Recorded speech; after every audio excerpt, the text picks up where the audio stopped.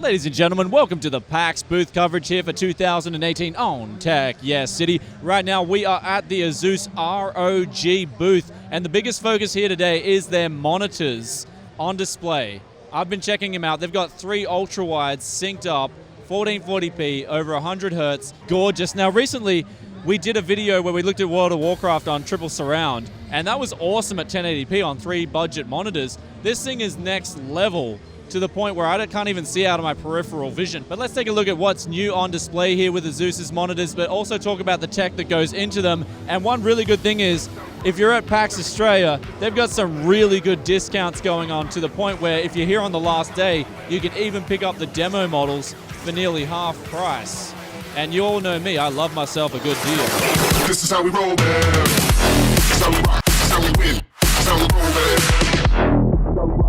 So right here, I'm on the showroom floor. I'm looking at the prices. I can't believe what I'm seeing here. 879 Aussie dollars, which Aussies are a lot weaker than the US. We'll pull up the US pricing for you. 165 hertz G-SYNC monitor, 27-inch IPS panel.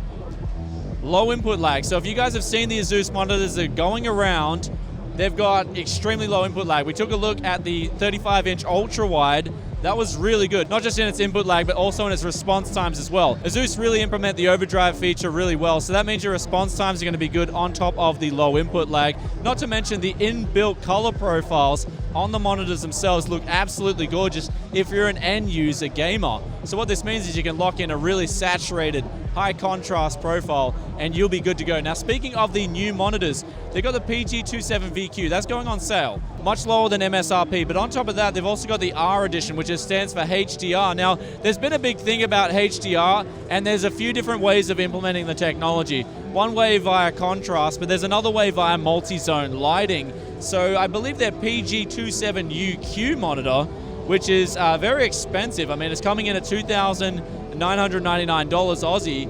But this thing is 4K, 144 hertz. It's also G-SYNC HDR as well, but the HDR featured in this monitor is the multi-zone lighting. Now I'm told this makes a bigger difference and will actually give you a really nice experience as opposed to the other versions of HDR.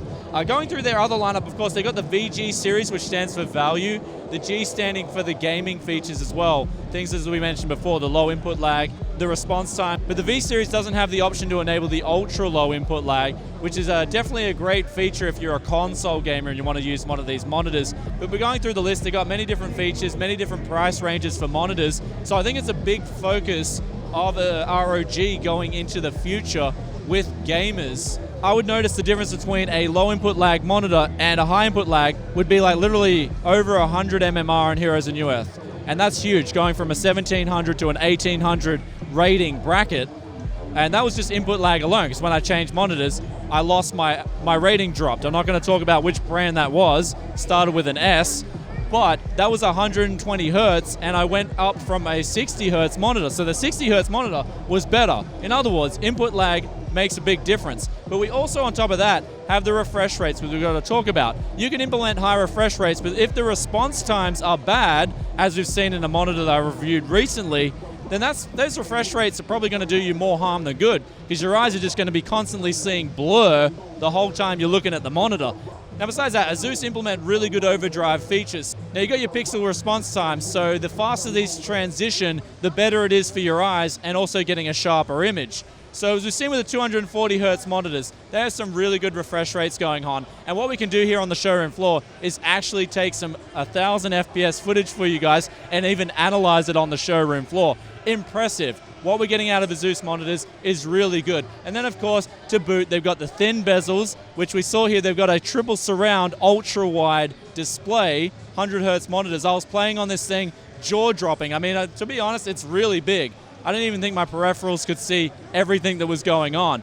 And we just did this after we did the World of Warcraft bid, where we used 3 budget monitors. So me coming from the budget monitors to the triple surround ultra wide, I was like, damn, I'd love to get on some of this stuff in the near future. So I mean, I kind of do, but I don't at the same time, because if I do, you might just not see any more videos out of me on Tech Yes City. So 4K high-end premium stuff is there, but it does come at a significant cost. Looking at some of the other budget choices though, we've got the PG27VQR. And this has the contrast HDR implemented on it. 165 hertz IPS panel as well. So they're going with the good IPS panels that you've seen with those very fast transition times and response times, coupled with the ultra low input lag. This would probably be the monitor I'd go for personally if I was looking for high-end gaming and wanted high refresh rates, but also a gorgeous picture. And as we've seen with the ASUS monitor reviews in the past, they've got the color profiles pretty much down pat. They're pretty accurate, especially for gaming monitors. If you want to do photo or video editing, they're not too far off. But when it comes to gaming and you want that high saturated, contrasty look, they really get it out of the box with the cinema mode, in my opinion. So ROG definitely know what they're doing with monitors. Anyway, guys, hope you enjoyed today's booth coverage of the monitors with ROG. If you like this one, then be sure to hit that like button, and I'll catch you in another tech video very soon. Peace out for now. Bye. Walk in the spot and I drop one track, know who the best is. Walk in the rave like checklist. Got one more for the set list.